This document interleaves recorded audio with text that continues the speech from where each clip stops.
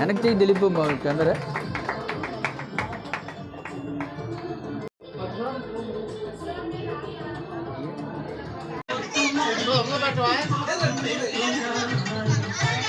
అందరికీ నమస్కారం. ముందుగా మా వైఎస్ఆర్సీపీ పార్టీ పెద్దలందరికీ, మా లెజెండ్ అయిన దక్షిణ నియోజకవర్గ ఎక్స్ఎమ్మెల్యే అయినటువంటి వాసుపల్లి గణేష్ కుమార్ గారికి, అలాగే బొత్స సత్యనారాయణ గారికి, కేకే రాజు గారికి, పార్టీ పెద్దలందరికీ కూడా ముందుగా నా నమస్కారములు. అలాగే ఈరోజు మా వివాహ సందర్భంగా, వార్షికోత్సవ సందర్భంగా పార్టీ నాయకులకు, మా 41వ వార్డు పార్టీ నాయకులకు, కార్యకర్తలకు, ప్రజలకు, వీళ్ళందరికీ కూడా ధన్యవాదాలు తెలియజేసుకుంటున్నాను. ఎందుకంటే నిన్న నైట్ 12 మొదలు ఈ రోజు వరకు కూడా, ఇప్పటి వరకు కూడా వాళ్ళ మెసేజ్ల ద్వారా, ఫోన్ కాల్స్ ద్వారా, అలాగే ఇలా స్వయంగా వీళ్ళందరూ కూడా ఈరోజు మా పార్టీ కార్యకర్తలందరూ కూడా మాకు ఈ వార్షికోత్సవాన్ని చాలా సంతోషంగా నిర్వహించినందుకు వాళ్ళందరికీ కూడా నా ధన్యవాదాలు తెలియజేసుకుంటున్నాను. అలాగే వారు ఏ విధంగా అయితే మమ్మల్ని అభిమానిస్తున్నారో అదే అభిమానాన్ని మేము ఎప్పుడు కూడా మర్చిపోము.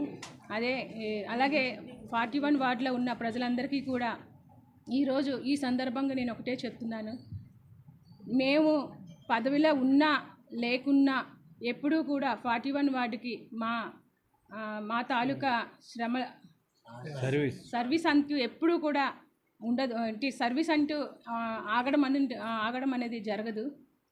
పదవిలో ఉన్నా లేకున్నా మా సర్వీస్కి ఎప్పుడు కూడా ఇది విరామం అనేది ఉండదు. ఎప్పుడు కూడాను కంటిన్యూగా చేస్తూనే ఉంటాము. అలాగే నేనున్న ఈ పదవీ కాలం అంతరం కూడా 17 కోట్ల పైన వర్కులు తేవడం జరిగింది, అభివృద్ధి వర్కులు. అలాగే ఇంకా ముందు మన వార్డు కోసం నేను శ్రీధర్ గారు ఎంతగా పాటుపడి ఏదో విధంగా మన వార్డు కోసం మేము ఎప్పుడు కూడా శ్రమిస్తామని మరొకసారి మీ అందరికీ గుర్తు చేస్తూ రోజు 23వ సంవత్సరం పెళ్లి రోజు జరుపుకుంటున్న మా అందరికీ ఇంత ఘనంగా చేసిన ముందుగా మా వార్డు కార్యకర్తలకి పేరున అందరికీ నా నమస్కారాలు తెలుపుకుంటున్నాను.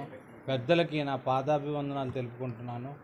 అదేవిధంగా మన బొత్స సత్యనారాయణ గారికి, మన అధ్యక్షవర్యులు కేకే రాజు గారికి, మా లెజెండ్, మాకు ఎప్పుడు ఏ పని కావాలన్నా ఇమీడియట్గా రెస్పాండ్ అయిన మన వాసుపల్లి గారికి, మా తోటి ఈ వార్డు ప్రెసిడెంట్లకు అందరికి కూడా, ముఖ్యంగా అందరికీ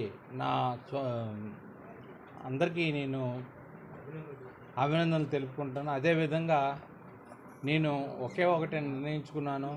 జ్ఞానాపురం మళ్ళీ ఒక గ్రీనరీ, విద్యుత్కి ఎంతైతే నష్టం జరిగిందో ఒక గ్రీన్ సిటీలో విశాఖపట్నంకి వస్తే జ్ఞానాపురం అవుతుంది అని చేయడానికి నాకు ఎప్పటి నుంచో కోరిక.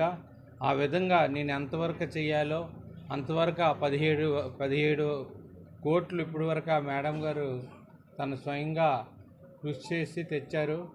నెక్స్ట్ ఎలక్షన్స్లో మళ్ళీ కూడా మనం గెలిచిన తర్వాత మళ్ళీ ఏమేమి వర్కులు ఉన్నాయో అవన్నీ చేస్తాం.